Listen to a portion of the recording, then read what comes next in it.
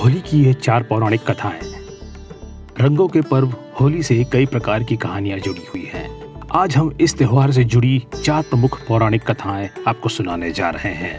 भक्त प्रहलाद और होलिका की कहानी। इस कथा के अनुसार दानवराज हिरण्यकश्यप ने अपने पुत्र प्रहलाद की ईश्वर भक्ति से क्रुद्ध होकर उसे अपनी बहन होलिका की गोद में बिठाकर अग्नि में जलाने का प्रयत्न किया था, परंतु अपनी अटूट भक्ति के कारण प्रहलाद बच गए और होली अग्नि में जलकर भस्म हो गई। इसी घटना की याद में इस दिन होली का दहन किया जाता है।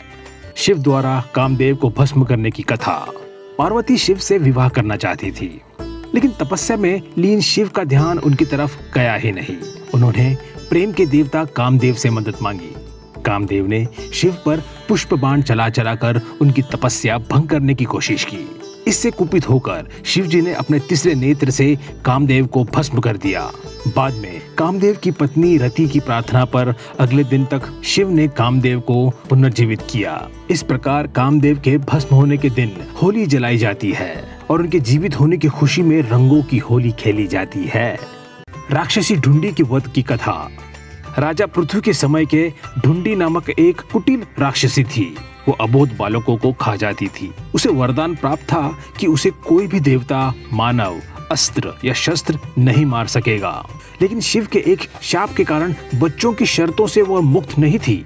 राजा पृथु ने ढूंढी के अत्याचारों से तंग आकर राजा पुरोहित से उससे छुटकारा पाने का उपाय पूछा। पुरोहित ने कहा कि यदि सब बच्चे एक एक लकड़ी लेकर अपने घर से निकलें, उसे एक जगह पर रखकर जला दें, बच्चे अग्नि की परिक्रमा करें, वह शोर मचाए तो राक्षसी मरकर जल जाएगी। राजा ने ऐसा ही करवाया, जिससे राक्षसी का अंत हो गया। इसी परंपरा का पालन करते होली जलाई जाती है और अगले दिन हुल्लड़ और शोर शराबा मचाया जाता है। श्री कृष्ण द्वारा पूतना वध की कहानी। कंस ने श्री कृष्ण को मारने के लिए पूतना नामक राक्षसी को गोकुल भेजा। पूतना स्तनपान के बहाने गांव के शिशुओं को विषपान करा रही थी, लेकिन कृष्ण उसकी सच्चाई को समझ गए थे। उन्होंने दुग्धपान करते समय ही पूतना का वध कर दिया। इसी याद में होली पर्व मनाया जाता है।